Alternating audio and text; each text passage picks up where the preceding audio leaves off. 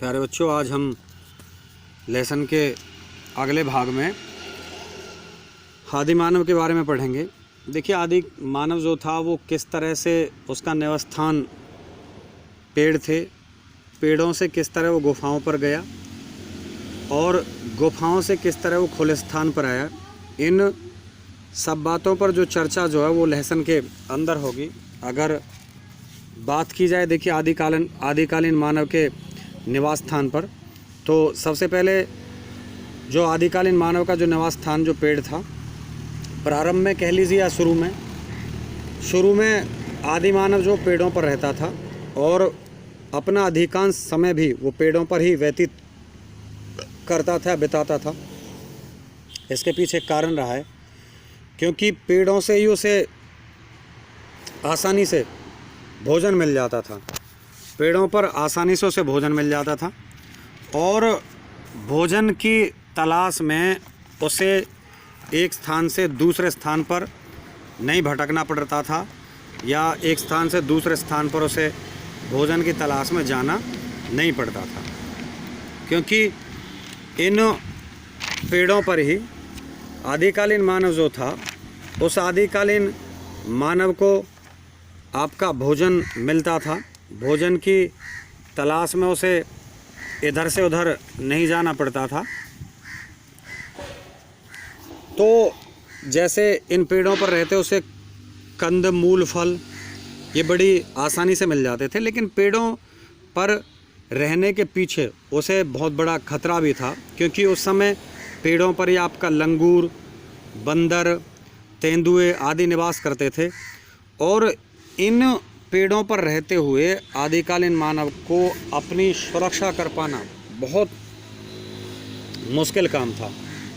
तो इसके साथ साथ वो पेड़ों पर रहते हुए भयंकर तूफान, भयंकर शीत से बचाव करना भी उसके सामने एक अन्य समस्या थी।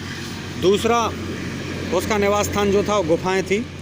देखिए, आज से लगभग 4 लाख वर्ष पूर्व आदिकालीन मानव जो था वो गुफाओं से, पेड़ों से और गुफाओं में अपना निवास स्थान उसने बना लिया। अब जब यदि वो गुफाओं में आया है तो गुफाओं में आने पर उसे अनेक प्रकार का जो है वो फ़ायदा हुआ, अनेक लाभ उसे हुआ। अगर मैं बात करूँ लाभ में, जैसे भयंकर शीत से बचाव, क्योंकि गुफाओं के अंदर आने से वो सर्दी जाड़े से जो है वो आसानी से बचाव कर सकता था। दूसरा, जंगली जानवरों से बचाव। जंगली जानवर जो है वो गुफाओं के अंदर प्रवेश नहीं कर सकते थे, क्योंकि गुफाओं का जो मेन जो द्वार जो होता था, उस मेन द्वार पर आदिकालीन मानव के द्वारा एक बड़ा पत्थर रख दिया जाता था गुफा के अंदर प्रवेश द्वार पर। एक उसके बाहर, अगर वो बाहर अगर आता था तो बाहर पत्थर रख देता था बड़ा, अगर अंदर जाता था तो एक अंदर बड़ा पत्थर रख देता था और आसानी से उसके अंदर जो है वो रहता था। तीसरा, गुफाओं में पानी का भी मिलना। देखिए, पानी की तलाश में उसे एक स्थान से दूसरे स्थान पर जाना पड़ता था, लेकिन गुफाओं में रहते हुए आदिकालीन मानव को पानी जो वो आसानी से मिल गया, क्योंकि पानी के लिए उसे दूसरे स्थान पर जो नहीं जाना पड़ता था अब, क्योंकि उसके पीछे भाव था कि पानी जो है वो इन पहाड़ों से रिस कर गुफा के अंदर आसानी से बहकर आ जाता था। और इस बात के जो साक्ष्य जो हैं हमें फ्रांस में स्थित एक लेजरेट गुफा जो थी, वो लेजरेट गुफा मिली है और उस लेजरेट गुफा से ऐसे ही प्रमाण या साक्ष्य जो हैं वो हमें यहाँ देखने को मिले हैं। तीसरा, आपका झोपड़ियाँ। देखिए, आदिकालीन मानव पहले पेड़ों पर था, दूसरा पेड़ों से गुफाओं में आया और गुफाओं से वो झोपड़ियों में आ चुका था। और जब वो झोपड़ियों में आया तो लगभग उस समय आज से लगभग 1.25 लाख वर्ष पूर्व झोपड़ियों का उसने निर्माण कर लिया।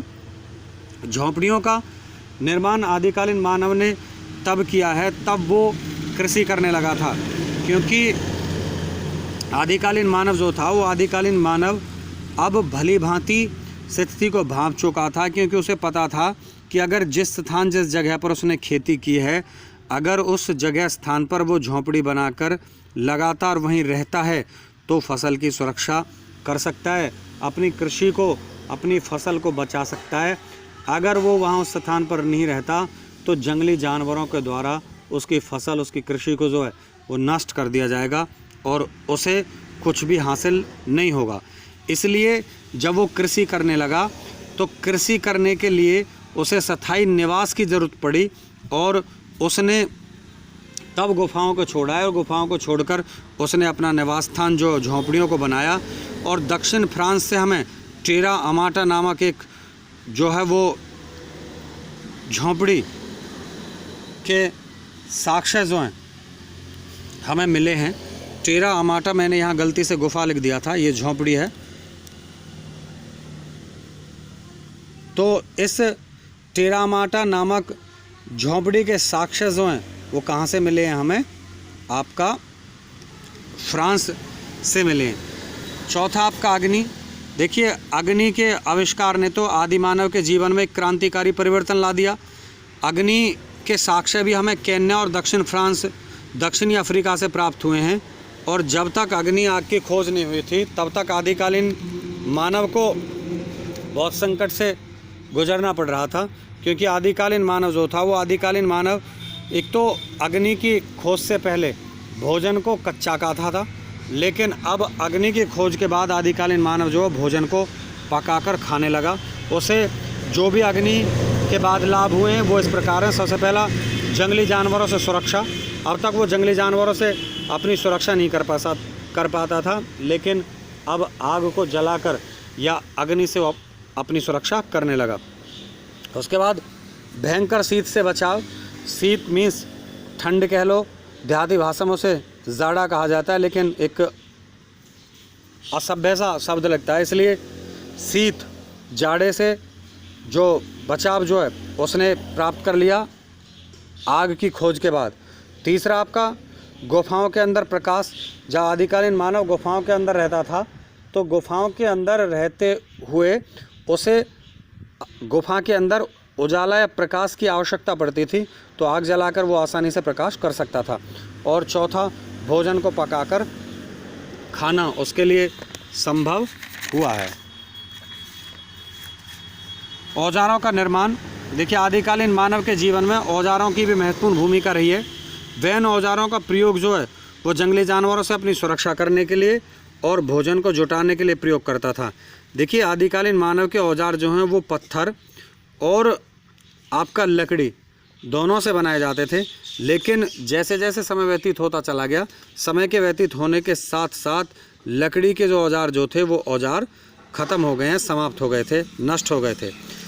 और पत्थर के जो औजार जो पाए गए वो उनका वर्णन इस प्रकार से था। औजारों के प्रकार। औजार, आदिकालीन मानव जो था वो 3 प्रकार के औजारों का प्रयोग करता था।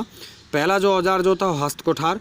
देखिए, इस औजार का प्रयोग आदि मानव हाथ की मुट्ठी में पकड़ कर करता था। जैसे मैंने पेन पकड़ लिया ये और इसको ऐसे मैंने पकड़ा है, और अब इससे किसी चीज़ को मैं छेदूं या काटूं, तो आदिकालीन मानव किसी वस्तु को कुचलने के लिए या काटने के लिए जो है वो उसका प्रयोग करता था।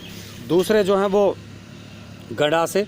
इन औजारों का निर्माण भी आदिकालीन मानव जो था उसने भारी पत्थर से जो है इनका निर्माण जो किया है, वो भारी पत्थर से सल्क को निकालकर उसे धारदार बनाता था, और धारदार उसे इसलिए बनाया जाता था ताकि किसी वस्तु को आसानी से काटा जा सके। तीसरा जो सल्क औजार। सल्क औजार जो तीसरे प्रकार के औजारों में सम्मिलित हैं। ये औजार हस्त कुठार और गंडासों की अपेक्षा छोटे और पतले होते थे। कहने का भाव ये हुआ कि इन औजारों का प्रयोग जो है वो आदिकालीन मानव जो है वो प्रहार करने के लिए प्रयोग किया जाता था। कहने का भाव इसका ये हुआ कि इन औजारों का प्रयोग वो फेंक कर प्रयोग करता था, ताकि इन औजारों का प्रयोग फेंक कर दूर तक किया जा सकता था।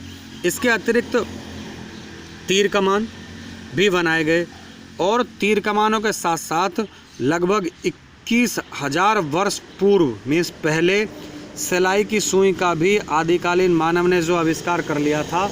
और सिलाई की सुई का आदिकालीन मानव के द्वारा आविष्कार करने से उसे यह फ़ायदा हुआ कि वह अब कपड़े जो है वो सील कर पहनने लगा था। उसके बाद भाषा।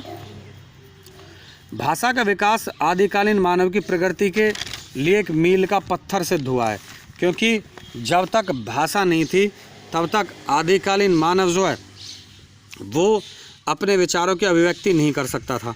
अब भाषा का विकास देखिए, भाषा का विकास किस प्रकार हुआ, इस संबंध में कई विचार हैं। अगर बात होमिनिड भाषा का प्रयोग किया जाए तो होमिनिड भाषा में हाव भाव अथवा हाथों का संचालन कर कर हाथों को हिलाकर इस तरह से भाषा का प्रयोग जो किया जाता था इशारे के द्वारा। दूसरा आपका उच्चारित मीन्स जैसे स्पोकन बोलकर भाषा के प्रयोग से पूर्व जो है वो गुनगुनाने का प्रचलन जो है वो हुआ होगा और उसके बाद जो है तब उच्चारण हुआ है भाषा का। और तीसरा मानव भाषा का प्रयोग जो है वो संभवतः बुलाने की प्रक्रिया से हुआ है। जो मानव भाषा आज हम जिस भाषा का प्रयोग कर रहे हैं, इस भाषा का अगर प्रयोग हुआ है तो ये प्रक्रिया, इसका प्रयोग जो है वो बुलावे की प्रक्रिया के साथ हुआ है। तो इस तरह से आदिकालीन मानव ने उसके निवास स्थान और औजार और भाषा जो है इसके बारे में जो भी उसने संघर्ष किया, जिस तरह से उन्होंने इन चीज़ों की खोज की, उसका विस्तार पूर्वक वर्णन इस प्रकार से था।